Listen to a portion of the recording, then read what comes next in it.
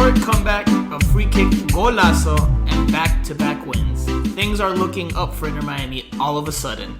Hello everyone and welcome to the latest episode of Miami Total Football Radio, or as I'd like to say in Spanish, Miami Total Football Radio. I am your host on this week's podcast in lieu of Eric Krakauer, who, like Rodolfo Pizarro, is absent once again from our lineup. But that's okay because I'm still joined by none other than fellow Inter Miami beat writer and now Pro Evolution Soccer expert, Steve Brenner. Steve, how are you doing this week? I'm good, thank you, Franco. Very good. All the better for the wins. And yeah, welcoming a video game into my life at the age of 42 years old. I feel strong and I'm ready for it. So we talked FIFA on last week's pod. Me and you, we ran down through the Inter Miami player ratings. That game officially released last Friday. But you went with Pro Evolution Soccer. How come? You know, I mean, I'm a Pro Evolution Soccer guy myself. But why did you decide to go that instead of FIFA? Just rolling back the years, man. I remember playing it 20 years ago, maybe when I was at university. I remember like the Dutch team were great, David and Seedorf scoring these crazy goals. So just thought, considering everything that's going on the outside, sometimes you just need something just to decompress for a little bit. So I'm going to chuck myself into that and Tony Hawk's Pro Skater, which is obviously a fantastic game as well. And then let's just see how it goes. Maybe we can have some sort of cross-pod competition at some point once I've done some training. Well, I mean, you're definitely going to need lots of training. I'm sure you were playing, if you were playing 20 years ago is when Michael Owen was still in the game, and, that's a long time from now. But look, Eric is going to have two of us to make fun of. He makes fun of me on this pod regularly about me playing Pro Evolution Soccer, so just be ready for some knives to be thrown at you from Eric Krakauer once he gets back on. But before we get into all the Inter Miami news and action from the past week, just want to remind everyone to please give us a follow on all our social media accounts at Miami Total Football on YouTube and Facebook, at MIA Total Football on Twitter, and at Miami_Total_Football on Instagram. As mentioned last week, every follow we get helps us to bring more and more regular Inter Miami content your way, especially on the YouTube channel. If you haven't already, I suggest you check it out. There's news, analysis, and highlights on almost a daily basis, so please subscribe there. Follow us on the rest of our accounts. Leave us a review on iTunes, and if you have any friends that are also Inter Miami diehards or on the fence about the team, spread the word. Or don't do any of that. Just your listen alone here is a massive help. All right, Steve, there's plenty to discuss, so let's get to it. All right, Steve, so as I mentioned at the start, there were back-to-back wins for Inter Miami. First was a 2-1 comeback victory over the New York Red Bulls last Wednesday, and then a 1-0 win over the Houston Dynamo this Saturday at Inter Miami CF Stadium. Steve, let's start with the former, especially since the win came courtesy of a superb free kick goal, the game-winning goal from Gonzalo Higuain, his first in an Inter Miami jersey. What'd you make of the match? What'd you make of the free kick? What'd you make of that comeback victory? Well, I don't want to be called Nostradamus, and it wasn't the most, easiest, straightforward point. It was the most straightforward point, sorry, but we wanted just the main guys to stand up and be counted. When it matters, can someone just pull something out of the hat, something brilliant, what they've been brought in to do, and do it? And he did just that. What brilliant free kick! Wonder how many of those he's actually scored in his career. I'm not sure, but that was it. They just needed him to produce at that moment, and he did. And I thought on the whole, it wasn't a great game, was it? First half was pretty dull. But they just hung in there. They defended well. They kind of attacked on the break better than maybe they had done, and they just a bit of luck went on their side. McCarthy came in goal and did great. I think we were worried, weren't we, last week about the effect it would have on the back four, and that's proved, thankfully, to be completely wrong. They've actually looked pretty solid, and he's come in and done really well. So, and also just nice. For Diego Alonso as well, you just saw him on the sidelines after the Red Bulls game. He's just elated with the rest of the coaching staff, and it's a hard slog for him. He's come in; it's been a long 7 or 8 months, whatever it is. Hasn't had much success, and now he's just beginning to taste a bit of it. So he's all that hard work on the training ground. So fair play to him as well. I think he's had a good couple of weeks, and also just stepped up to the plate when they really needed him. Yes, I mean I watched that game with my family, with my parents at their house.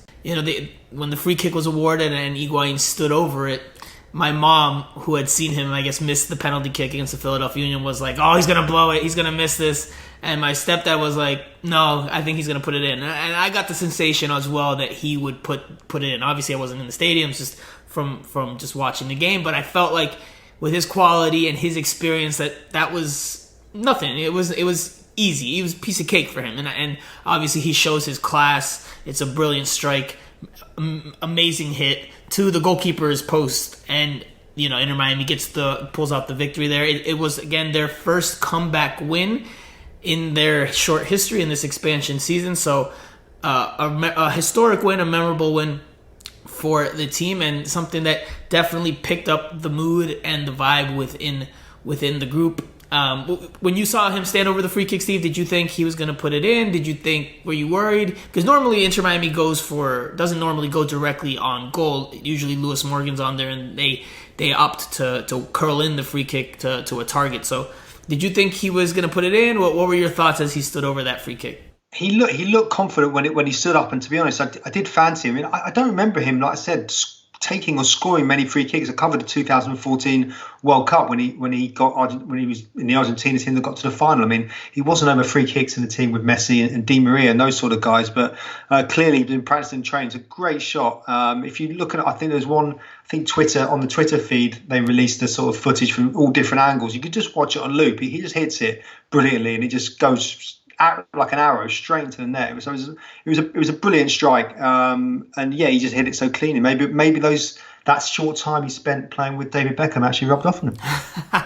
Always the English trying to take credit for the positive things. No, I'm just kidding. Look, I just to wrap up on the free kick,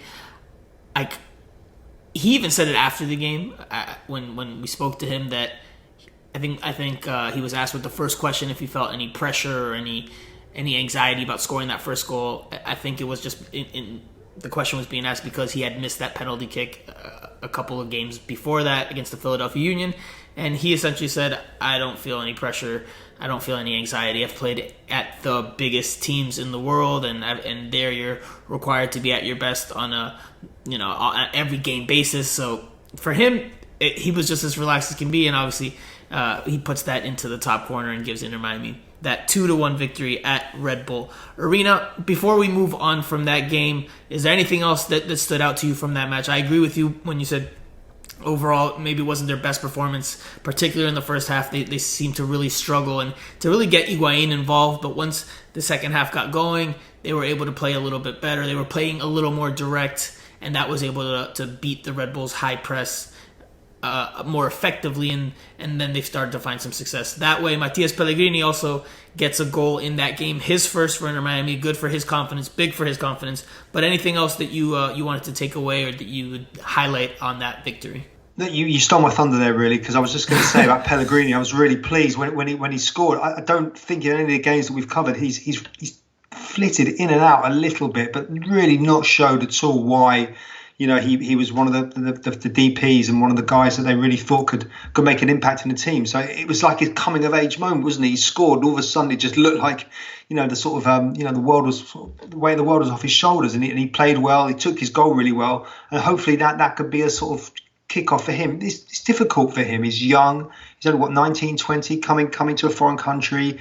Everything else that's gone on. It can't be easy for a young guy like that to come in with a bit of pressure on his shoulders as well, for sure. And they obviously really fancied him, and he hadn't really produced up to now. So that was another good a bonus point, really, just to see him scoring a goal, and hopefully, again, it's all about confidence at the end of the day. Yeah, that's something that Diego Alonso touched on after the match, and something I've touched on this pod previous episodes ago, that Matias Pellegrini, when he arrived, was 19. He's 20 now, and he's going through this first experience of living abroad and playing abroad, and that obviously, the things that happen off the field influence what happens on the field. And I know that's not necessarily always taken into account, but a player has to be settled off the field for him to feel truly comfortable on the field. And Pellegrini even admitted it after the game that part of that has affected him, and it hasn't been the easiest of years, especially when you throw in COVID-19 and the pandemic and having to be indoors, and someone his age being in a foreign country without essentially friends and family. He's got his teammates and he can hang out with them, but they've got their own lives and their own families as well. So he's kind of been on his own, but he got his goal that helped lift his confidence and will help raise his confidence towards this stretch run. At least that's the hope. I want to highlight Nicolas Figal's performance in that game. I would think it would be unjust not to highlight his performance.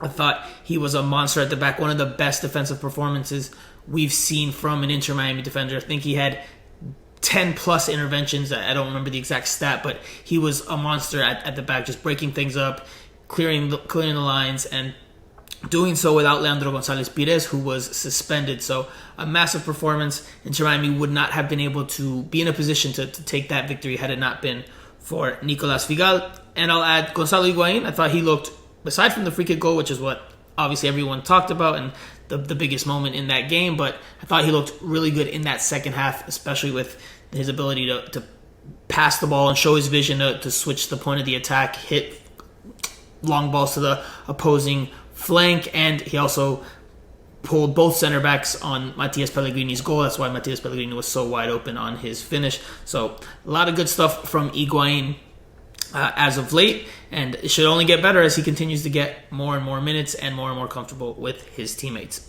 So now we'll switch gears, Steve, to this Saturday's 1-0 home win over the Houston Dynamo in a game that was delayed at the 31st minute mark.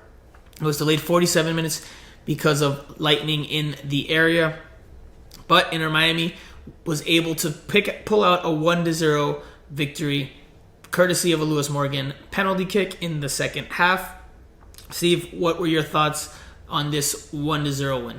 Yeah, it was tight. It wasn't pretty in the first half. Full disclosure, I wasn't there, but I was listening on the radio and caught up with some of the highlights. So look, they grounded out. That's the main thing. Nicely taken penalty. And in the end of the, really, when you look at it, the Marco Maric in the opposition goal, he was pretty busy. He was probably man of the match. Maybe you'd say that. He pulled off some decent saves. Was busy. Defensively they looked solid. Gonzalo Pires came back. I thought he played well. Looked like he played well. They just got it done. That was it. Good shutout as well. So and it just keeps the momentum rolling, doesn't it? And that's it. It's confidence. And now all of a sudden, from last week when it's all doom and gloom and we're saying this, that, and the other, now they're looking, if they can string it 2 or 3 more wins together, then they can easily get into the playoffs. Such as the wonderful openness of MLS, whereas no one's really out of the race until right at the end. So look, it's changed the complexion. That's what happens when you win football matches. It just changes everything. So if they can get a win on Wednesday, it's going to be huge. Yeah, they're only a point out of the playoff spot, the final playoff spot, and they play Atlanta United, a direct opponent for that last spot, or that has that 1 point advantage on them. So a win on Wednesday is massive. The game itself is massive for both teams. Because again, if Miami wins, they can leapfrog Atlanta United in the standings. If they lose, then they'll fall 4 points back of Atlanta United for one of those final playoff spots. For me, this game against the Dynamo, it has to be said that the Dynamo are not one of the best teams in Major League Soccer. They're near the bottom of the Western Conference standings under first-year head coach Tab Ramos. But Inter Miami can only play the opponent it has in front of them, and I thought they did fairly well in the first half. Even before the rain delay, I thought they were the ones that dictated the tempo. They held on to possession, especially in that first half, for long stretches. And they created some chances, not necessarily a plethora or an overabundance of clear-cut scoring opportunities, but there was the one shot Iguain took from distance that went just wide. There was the give and go he had with Lewis Morgan at the top of the box that forced Marco Maric into a good save. So Inter Miami had other opportunities in the second half. Iguain volley that Maric also pushes away. And then obviously comes the penalty kick from Lewis Morgan, who now has a team-high 5 goals and 5 assists.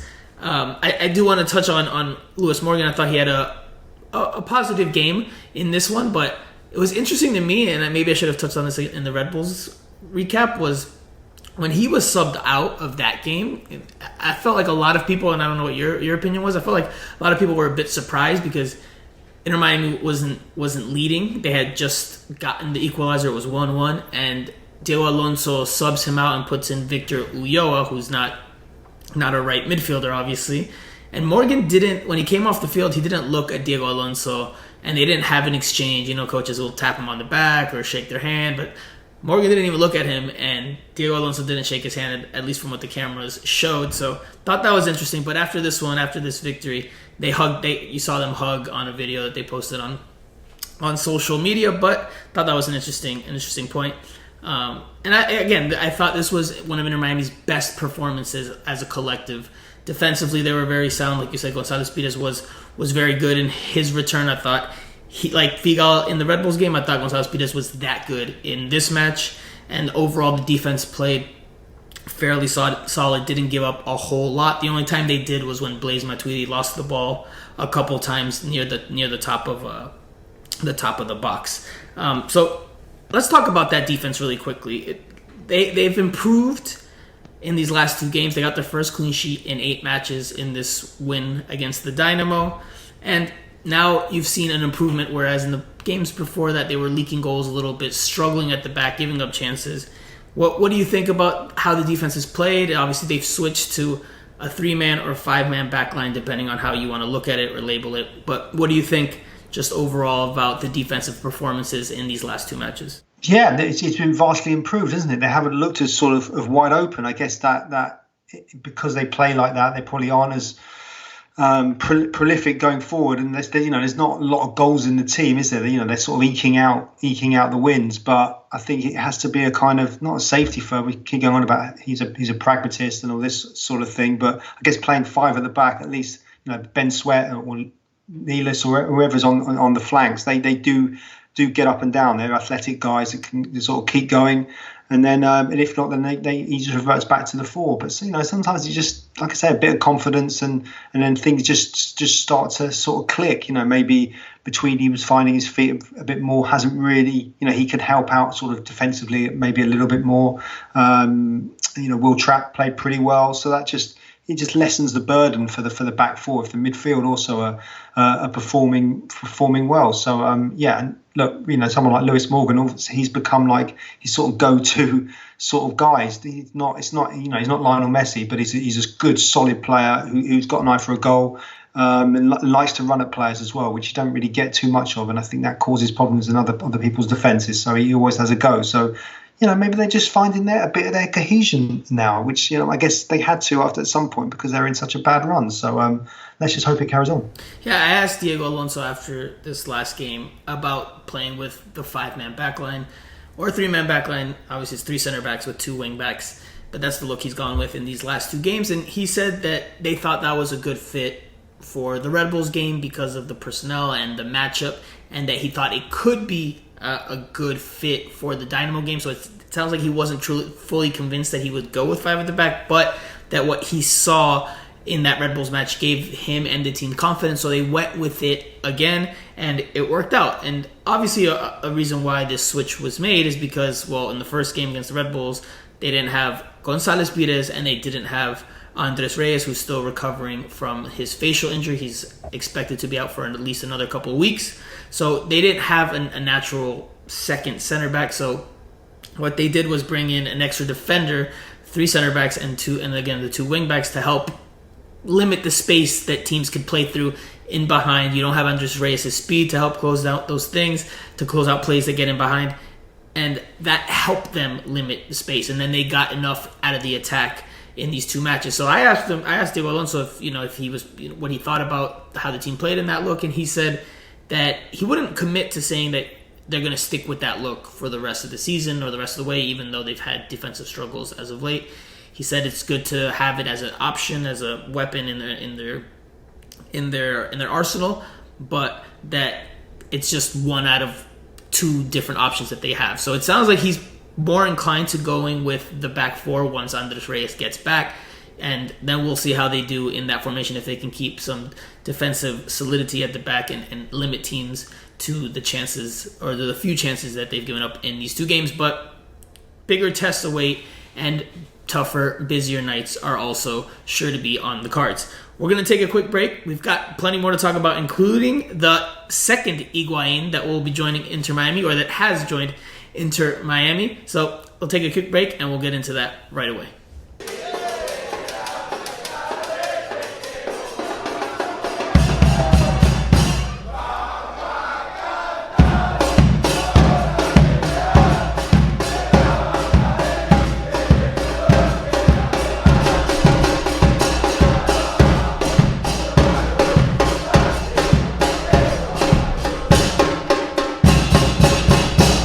Steve, Saturday was obviously a busy day and a big day for Inter Miami. They pulled out the win against the Dynamo.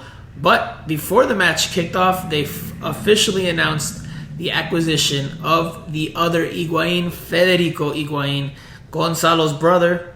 He has joined the team via trade from DC United. Inter Miami sent back $50,000 in general allocation money, which is essentially peanuts. He brings in another attacking weapon to Diego Alonso's roster and Diego Alonso's bag. What do you think of this move? What do you think about Federico Higuain coming to Inter Miami and what he can give the group? Obviously, this is done primarily because of the family ties and Federico wanting to be closer to his brother and being on the same team with him. But what do you think about just the move and the fit of him on the squad? Yeah, I think it's a great move. I mean, just before the break, we were talking about how the defense is, he's gone safety first and he's really shoring up the back, but just sometimes lacks a bit of creativity. And the elder Higuain, 35, he will be that. He is like a natural number 10. Pizarro, he's not like a playmaker, is he? He's not, doesn't sit just behind the front two and create. He likes to go outside on the left. If he plays that front three, then he'll be on the left. So he's not that like a playmaker, which is exactly what they need. So yeah, he's at the end of his career. He's been around. He's had a good career with a play Besiktas, Independiente, and then spent the last 10 years or 8 years or so in MLS. So I think it's a good signing and it's a good story, isn't it? The two brothers playing together. Was it the 18th pair of brothers to play in MLS? Is that right? 18th or 8th? Yep. Yeah. So it's a nice story, and also it will probably help Gonzalo settle quicker. No, his brother's there. His other brother is his agent. I don't know if he's with him in Miami at the moment or not. But it'll be everyone's a winner basically. Yeah, I mean it will help him settle in, and then like you say, it just gives them a bit of more of a creative option. Also with someone that's just played in this league and knows what it takes. Everyone except DC United, that is. No. Look, for me, I like the move. Obviously, again, the family ties are the primary reason this has happened. But from a roster standpoint and from what Federico Higuain can provide this team standpoint, I think it's a big move. You're essentially getting one of the better attacking midfielders or playmakers from MLS from the last few years onto an Inter Miami team that just added Gonzalo Higuain, that has added Blaise Matuidi in recent months, and already has Rodolfo Pizarro. So this is a big move because it gives them another element, another weapon that's going to come off the bench primarily, but that can help unlock defenses and break open games. He has the through ball and the vision that nobody else on Inter Miami has right now. Nobody on this team can break an opposing defense down with just one splitting pass in behind into space. You haven't seen goals like that from this team. It usually comes from the wings or from combination play that comes down from the outside, or in Gonzalo Higuain's case, a superb free kick. But you haven't really seen that type of play from Inter Miami this season, where you have a number 10 that just breaks open the defense and splits them with the pass in behind. So that's something that Federico Higuain can give Inter Miami that they haven't had, because like you said, Rodolfo Pizarro, he wears the number 10 and he's played as the number 10, as the attacking midfielder over the course of the season. But like you said, he likes to drift wide to the left, and he's not a traditional playmaker. He's more of a guy that likes to get on the ball, dribble with it, and try to create chances through his movement and through combination play. He doesn't really have necessarily the passing or the long passing to break open defenses. So I think Higuain's going to be a good signing, or a good addition. And we're going to get a chance to speak to him tomorrow, so we'll get to hear his thoughts on what he thinks about coming to Inter Miami. He's obviously going through mandatory quarantine period, and the expectation is that he will debut or will be eligible to debut soon, but we just don't know just when, just yet. Now, let's go back to Gonzalo for a second, Steve. Iguain was named captain prior to last week's match versus the New York Red Bulls. Obviously, the armband has been Luis Robles' for much of the year, but with his injury and his surgery, he's obviously going to be missing some time. So a new captain needed to be named. I thought it was going to be Iguain. I wrote about it. I did a video on it. I thought it would be Iguain, despite the fact that he had not been with the team all that much or that long. Others had thought maybe Blaise Matuidi. What did you think? We probably should have talked about it last week. What did you think about Iguain being named captain? Do you agree with it, or should it have been someone that has been around the team a little longer? No, I don't think that really matters in how long they've been there. I think younger players would look up to him.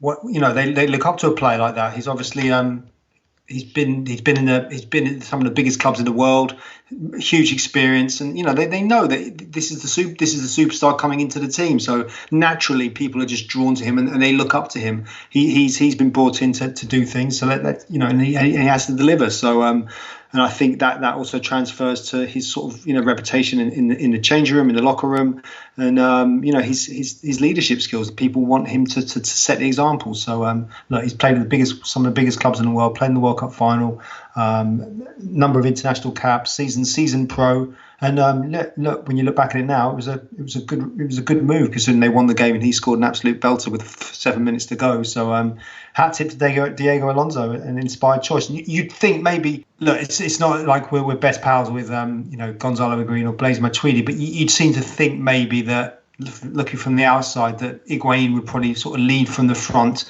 in maybe a better way, and just cajole everyone, and just be that leader that they wanted him to be. And look, is he going to be captain when Robles eventually comes back? Who knows? But you want those experienced players to lead from the front, and he did just that with a win, with a brilliant goal and a huge result. So Alonso got it right, and Iguain did the job. I actually want to touch on what you just mentioned, because I have some thoughts on that. But before I do that, I got to ask you, would you have been opposed to it being Matuidi? Do you think Matuidi would have been a good fit, or was just Iguain the only realistic option? Because, again, he's only been with the team not that long, so not like his teammates know him that well, but obviously he has the pedigree. He's got the fiery and personality. So, for me, those are things that led to why I thought he would end up being captain. And as well as, obviously, he has that ability to put the team on his shoulders and pick them up when they need to, like he did against the Red Bulls with that free kick. But would you have been okay with it being Matuidi, or would you have thought maybe that wasn't necessarily the greatest fit? No, I don't know. No, if he would have said, Blaise Matuidi's captain, I would have, fine. And then we would have still gone on saying, he's played at the biggest clubs in the world. He's been at Juventus. He's won the World Cup. He's played for France. Of course, he's a brilliant fit. Look, I think it's the same. He's cut from the same cloth as of Iguain in terms of experience.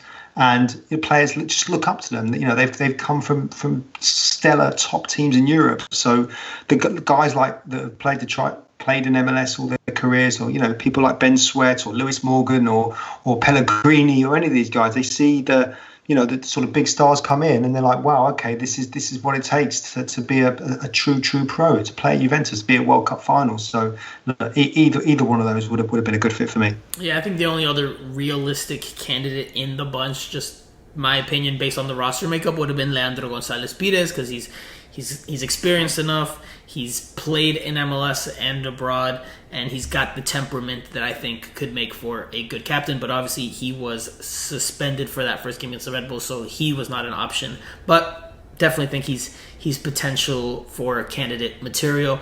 Matuidi also is as well, even though I think he's a little bit on the quieter side, doesn't necessarily have that personality that you might want out of a captain in terms of how he carries himself on the field. It's worth noting that in that game against the Red Bulls, when Iguain was subbed out in the dying minutes, he gave the armband and handed it to Will Trapp. Will Trapp went over to Blaise Matuidi to put it on his arm, and Matuidi, waved him off and said, "Here, you can have it." So nice little moment from Blaise Matuidi. Will Trapp ended up wearing the armband, so Will Trapp has officially been the third player to wear the captain's armband for Inter Miami, and he did so again against the Dynamo when Iguain came off as well. Now, I do want to touch on this really quickly. This the point you touched on, you made, because it's something that I've thought about, and I haven't talked to you about it. I haven't talked to Eric about it. I haven't talked to anyone about it. But do you think, if and when Luis Robles comes back, maybe it's not this season, let's say it's next season, do you think he gets that armband back? Good question. I think it depends on how the season pans out, I guess, isn't it? If they do really well, get to the MLS Cup final, and Gonzalo Higuain as captain scores a hat-trick. I don't know if you're going to be able to take the armband off him. But no, I just in general though, in a locker room, you'd have those guys that are more vocal that are leaders, the likes of Robles and you mentioned like Iguain and Matuidi. I guess Gonzalo Perez, those sort of people, So there are leaders all around in a dressing room, not just a guy that's got the armband. But look, are we going to see Luis Robles again this season? Probably not. So who knows what the state of play will be, when it comes to the start of next season. So it'd be interesting one to see. But we'd like to see Luis Robles come back as soon as possible. If anyone wants to hire Steve Brenner to be their head coach of their team, that he's got the coach speak down pat, because I asked him directly if he thinks Luis Robles is going to get the armband back, and he gave me a nice roundabout answer without telling me directly yes or no. Look, I mean, he's a good professional. He's a good professional. They're a great bunch of lads, and hopefully we can just get the result we need. That's it. That's all I can say right now. Thank you. Press conference over. Yeah. Look, for me, and obviously I've covered Luis Robles a long time. I know he's got leadership qualities. That's why he's been captain at Red Bull. He was the first initial captain for Inter Miami. But I don't see how he gets this armband back. I just don't see it. Unless Higuain has like one game where he just loses his cool and blows his lid and has a complete meltdown, I don't see how Luis Robles gets that armband back. Like, Iguain has played at a higher level. He's got a bigger personality. I just don't see how you take that armband off of him and give it back to Luis Robles at this point. Whether it's this season or next year, I just don't see it personally. I don't see how Diego Alonso does that. I even asked Diego, actually, as a matter of fact, and now that I remember, good thing that I remembered, I asked Diego Alonso after the Red Bulls game about the decision to name Iguain captain, and reading between the lines, at least this is just my reading between the lines of what Diego Alonso said, it even further emphasizes or strengthens my belief that we will not see Luis Robles as the number one captain again for Inter Miami, because Alonso said flat out he prefers field players to be captains, and he obviously he said the word special, but an exception was made with Luis Robles because Robles has a history in MLS and he's someone that's been looked up to within the league, and he has good qualities as well. So it's not just about him having experience in the league. He also has qualities that to be a leader, but he prefers it to be somebody that's on the field. I wish I had the direct quote handy because there was more to it than that, but it was definitely he touched on his humility, Iguain's humility, and how he's played at the highest levels and been one of the top players at top teams throughout the world, and now he's come to Inter Miami and had a lot of humility in terms of putting in the work and leading by example and being on time for everything. So all these little things added up to him, and he said that would be a good example and set a good example. So I don't think Luis Robles will be the Inter Miami captain, at least not on a permanent basis going forward. Obviously, like you said, in a locker room, there's several leaders and several players that the team turns to in certain moments, and Robles can absolutely be one of those guys. But I think if you're talking about the captain, the guy that wears the armband game in and game out, that voices maybe the players' concerns a little bit more than most, I think that's going to be Iguain going forward for a good while. I was going to say, normally, quite rare, not rare, but you don't always get like a sort of striker being a captain anyway, really, do you? Sort of normally it would be like a centre-half or central midfielder, Patrick Vieira or Roy Keane, or, some of those guys just in the middle of the park, just sort of directing things. You could see sort of both ends. So sometimes it's a little bit rare to have a sort of striker as a captain, but we'll just have to wait and see. Yeah. Now, last topic I want to touch on, and again, it brings Robles back into the conversation. Obviously, Iguain replaced him as captain, but John McCarthy replaced Robles in goal. I know you touched on it a little bit earlier, but how do you think John McCarthy has done? These are his first 2 MLS games in more than a year. Last season, he played in USL with the Tampa Bay Rowdies. What has he shown? Has he shown anything different, anything interesting, anything of note? Obviously, hasn't been tested a whole lot, but I'm curious what you've seen from him in these first 180 minutes that he's played. Confident, I think. I think in the Red Bulls game, he come for a number of crosses. I think early on he may have spilled a couple or looked a little bit shaky, but then was fine and really grabbed his opportunity. I mean, it's a hard thing when you're a reserve goalkeeper. You don't really get many chances, especially where in a season like this, and especially here in MLS, you don't get too many cup games, or in Europe they would chop and change the keepers depending on the competition. Here, really, it's other than the Open Cup, there's nothing really else much going on, is there? So no, I think he was confident. It's good also that he didn't let him fall on his debut, and then all of a sudden his worries over is he good enough and all this sort of stuff. So I think he started well. He's really confident. It looks like he's a good communicator. He's obviously younger, less experienced than Luis Robles, but no, on the whole, he's been good, and that sort of spared a headache for Diego Alonso, because he must have been worried about it. I think he's shown something that's different from Luis Robles. I think he's shown more. I'm looking for the word, but he's definitely much more aggressive in coming off his line. He's definitely much more looking to cut off the play sooner rather than later, or close down the angle sooner rather than later. You saw that in the second half of this game against the Houston Dynamo, where he came off his line after a ball was played in behind Brek Shea into space, and it led to a good opportunity for the equalizer for Ariel Lassiter, but because McCarthy was so quick in coming off his line, he closed down the angle and made the save. Shortly thereafter, or as soon as after he made the save, the ball went out of bounds. He turned and screamed at I believe it was Will Trapp, or it looked like it was Will Trapp, for playing a pass to Blaise Matuidi that eventually came back the other way, because Blaise Matuidi couldn't cleanly control it, and that led to that opportunity. So, and that's something Diego Alonso also highlighted, saying that McCarthy has a lot of personality, a lot of temperament, and that's something that you like or he likes out of his goalkeepers. So there will be tougher tests. There will be busier nights for him, because obviously he wasn't overly tested in both of these games. Didn't have to make a whole lot of saves. He did make one notable save as well in the Red Bulls match with his left hand. I'm trying to remember who got in behind Christian McCoon in the first half, but McCarthy did make a good save. He also got beat. You gotta paint the full picture here. He also got beat. He came off his line aggressively to race to a ball and win it ahead of again, I'm blanking on which attacker it was for the Red Bulls, but the ball ends up being flicked over his head. It was going towards goal, and it would have been a goal had not been for Blaise Matuidi's last-ditch tackle, goal line clearance in that game. So, but again, I think the qualities you've seen are that John McCarthy is definitely someone that will come off his line a little bit more. Is he as reliable? We're going to see. But I do think, and we touched on it with the captaincy, I do think Luis Robles' future with Inter Miami could potentially be in jeopardy, because if he's no longer your captain, and if John McCarthy shows enough in this stretch to make Inter Miami think that, hey, maybe we don't need to spend X amount of the budget on Luis Robles, who's older, he's closer to the end of his career than he is the beginning of his career.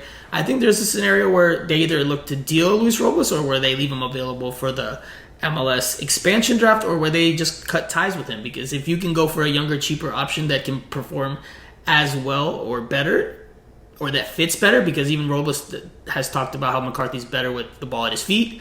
So if you can do that, then it doesn't make much sense to keep an older, more expensive option. But we'll see. There's still a lot of games left to be played, and John McCarthy will have to show and prove that he is as good or can be as dependent as Luis Robles has been this season. We'll take our final break, and then we'll answer a few questions before wrapping up the show.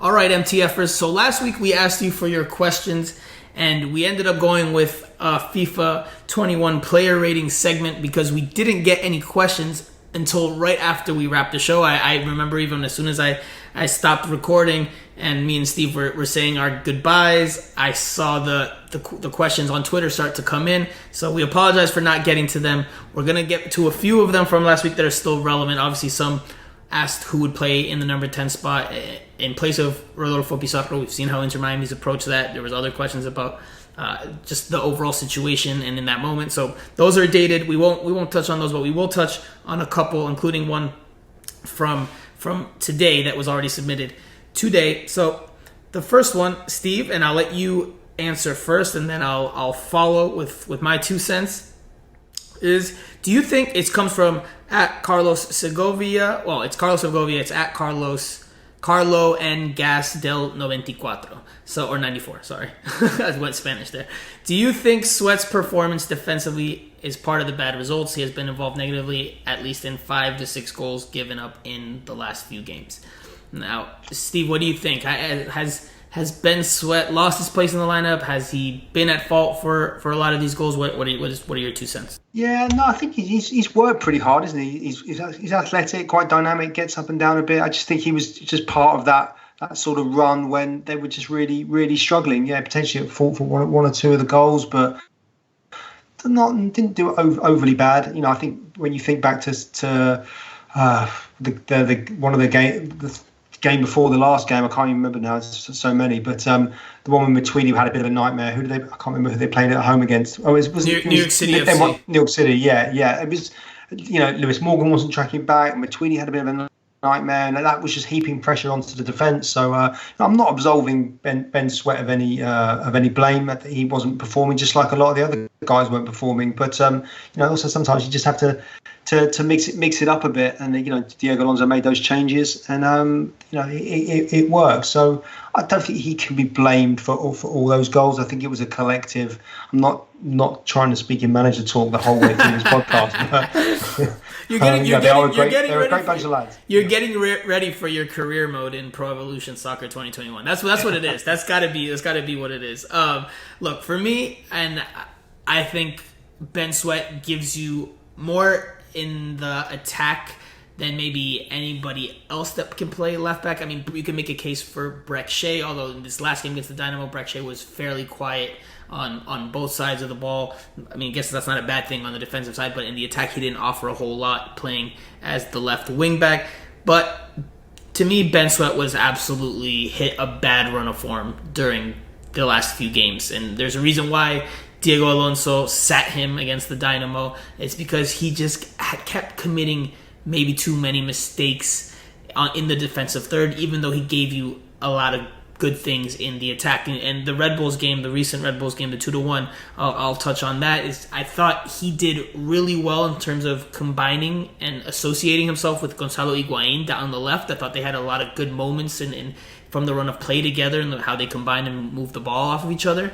But then he also was directly to blame for the goal that they gave up in that match, because he's at the top of the box and he's trying to play out to spark a counterattack, but the ball gets intercepted or it gets taken away, and it comes back quickly the other way in high up the field, and Omer Fernandez scores a tap in. So I think if he could cut out those mistakes, I think he would be hands down the number one left back for now and for the foreseeable future. But those mistakes are proving costly to the team and to him, and I think it's opening the door for Diego Alonso to consider someone else. Obviously, Diego Alonso a few weeks ago said the backline was consolidated, with the back four was essentially, he had that set. It was Nicolas Figal at right back, Andres Reyes at center back, Leandro Gonzalez Pires next to him, and Ben Sweat at left back. But I think with the recent run of form and the recent poor performances, I think the door is opening for Ben Sweat to maybe not be that starter or not be that guy at left back. I think he will get another opportunity to start and to showcase himself and show that he is the best option at that position. But I think that will be maybe his last opportunity this season, because if he again struggles, if he again commits the errors or has those lapses in concentration or those gaffes, then I think Diego Alonso is going to be forced to go elsewhere and probably go with Breck Shea at that spot, even though he's considered Breck Shea also for the left midfield spot. The second question comes from, and this is the one from today, it comes from at Esteban JQ3. He says, and actually there's two and they're both very similar, so I'll read them both and then you can answer, Steve. He says, what role might Federico Higuain play on this team? How do you rate him?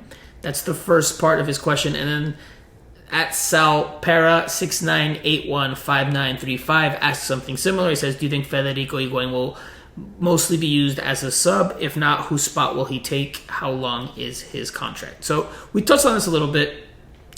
Just what role will he play for this team? How do you see him panning out. If you could just elaborate a little bit more on that, Steve. I expect him. He'll be starting a few games, and then also a good option to come off the bench if it's tight, or like it was at Red Bull Arena, 1-1 going into the last sort of 10-15 minutes, or even in the second half the other day, just to bring him on and just mix things up. It just gives him a different option, something he hasn't had. We've often, haven't we, looked at the bench and think, what's he going to do to change things here? But this just gives him another option, and the system can change with the substitutions. So it should be interesting.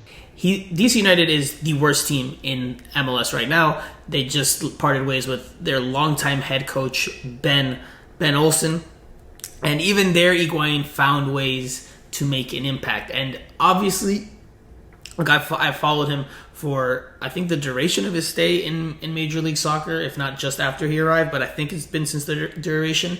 And like I said before, he's been one of the best playmakers over the last decade in MLS. Now, at this point in his career, he's 35. He doesn't have necessarily the same amount of energy, or he doesn't have the same, doesn't give you necessarily the same 90 minutes that he could maybe a few years ago. And that was clear with DC United. He was being used predominantly off the bench, but still found ways to make an impact, at least at MLS's back, when he did see the field. And I think that will be his role at Inter Miami. I don't think he's coming here to be a starter. Could he get a start here or there? Sure, depending on the matchup, depending on who's available, if players are injured or whatnot. But I think he will be used predominantly off the bench for 20 to 30 minutes. Maybe at most he can give you a half, but that might be pushing it. But he has the vision and the creativity, and again, that through ball that nobody else on this team has. And not to overemphasize the point, Rodolfo Pizarro wears the 10, but he's not a natural 10. And I watched them play against Mexico in their friendly that they had last week against the Netherlands. He was used as a left winger in that match. And even there, he moved the ball quicker. I'll say that. Rodolfo Pizarro moved the ball quicker with Mexico than he does with Inter Miami. But even there, again, he's not necessarily that type of player that is going to open up the game for you with his passing and vision. So as far as how much his contract is, we don't have those details yet. We'll learn more tomorrow, surely, when we get a chance to speak to him on our video conference call. I will go back to Esteban's second part of his question, and then we can wrap up the show. Steve, he said, do you expect more moves to reshape the roster to fit Alonso's preferred style? If so, what kind of moves or who? So again, personnel questions. What do you think, Steve? Do you think you'll see any more moves this year, or will it be at this point to wait for the offseason? Well, I think we touched on it a couple of weeks ago, didn't we? That, this wasn't really, Diego Alonso arrived with the front office not actually getting who they wanted to first up. So they'd filled the squad up and yet didn't have a manager. That was the whole thing, wasn't it? Remember, before the first game, guy had only been there like 60 days or whatever. So, yeah, I think you can see that he's not afraid to make some moves. So, they definitely need some more backup in terms of strikers. I mean, Robbie Robertson is raw and very young and very inexperienced. So I'd like to see another striker come in just to give him another option in attack, because they're a little bit lightweight. He seems to have got settled. We understand now how he likes to play at the back, but further up the pitch, definitely up front, I think he'll look to try get another striker, because that's what they need if they're going to make this playoff push. So you're not sold on Juan Agudelo as the backup striker for this team. He's got 3 goals. Yeah, he hasn't done bad, but again, a bit of a fresh face to come in and maybe change things up. I don't know if Robbie Robertson is like a season. He's just come out of college, so I think it's a huge step up. So he's a trier. He works hard. Just needs a bit of confidence, but I think just someone with a little bit more experience to other call. And I think then the squad, the roster, will start looking not too bad at all. Just to answer Esteban's question, I think there will be more roster moves. I don't think it'll happen now at this juncture, because there's only 6 games left in the season. I think, again, Iguain, the move was made more so because he requested it, because he wanted to be closer to his brother. Otherwise, I don't think Inter Miami would have made any more roster moves this season. I think the majority of them will come this offseason, but I do think that there will be plenty of movement. I don't think that they're done building the squad to the way that Alonso wants it to be built. And like I touched on in the last segment, I think Luis Robles could be part of that change. Again, Robles was brought in before Diego Alonso arrived. Maybe he's not necessarily the fit, or the doesn't have the characteristics that that Alonso would draw up if you had asked him a year ago, hey, what kind of goalkeeper would you like? But he was brought on because he had MLS experience and because he had good value in the league and was a free agent, or was becoming a free agent. So something to keep an eye on for sure. Again, I think moves will happen, just not at this point in the season. Steve, and that about wraps it up today. We'll finish with your final thought. Again, it's just me and you on this week's pod. Eric Krakauer is on international duty with beIN Sports and his family. So just me and you again, but anything you want to add about your Pro Evolution Soccer career mode you're about to start, or Inter Miami itself? Obviously, again, a big matchup this Wednesday, and then obviously another big game on Saturday against the Montreal Impact. So a very big week for the team. Yeah. My Pro Evolution Soccer career hasn't started yet, and I'm really not going to tell my wife about it either. So if that can just remain a secret on this podcast, which, if possible, that would be great. But look, I just think it's the way they've just turned it around the last couple of games. Getting my manager's hat on again. The next game, it is the biggest game now in terms of, if they can get another win, squeeze into those playoff spots. Out of the 14 teams, they're 12th at the moment. You need to be in top 10 to have got in. I just think, it's just such a shame that the fans can't be there. It just changed the dynamic, completely. And I really think momentum would really sort of engulf the team and the club as well. But I just think, look, if they can get into the playoffs, I think the roster now is beginning to take shape. If they can mount a decent playoff push, which they seem to be doing, and then I think that will set them up nicely for next season, when hopefully, the fans will be back in and we can start doing it, witnessing games there properly rather than just those empty stands. It's so sad to see, but let's hope that they can carry on. And I'm interested to see what happens with the elder Higuain too. Yeah, I think that's certainly something to watch during this final stretch of games. And my final thought, something I want to add that I think is small but not minor, is that after the win versus the Houston Dynamo, a victory that marked the first time this season and the first time ever that Inter Miami won back-to-back games, the team or the players took a team photo in their makeshift locker room, and several of the players took to their personal Instagram accounts afterwards to publish that photo and post that photo. And I think it just speaks to where the team is right now in terms of their morale and where they stand emotionally and what the mood is like in that locker room right now, because the team had never done that before. This was the first time, I believe, that the team's done something of that nature after a match. So it's good, and it speaks to how high team morale is right now as they head into these final 6 games of the year. As a reminder, MTFers, you can leave us a review and a comment, and please do on Apple Podcasts, formerly known as iTunes, and please subscribe to our YouTube channel at Miami Total Futbol, where we have daily content of Inter Miami. And as always, for Steve and I, thank you for listening. Until next week, Big Soccer Heads.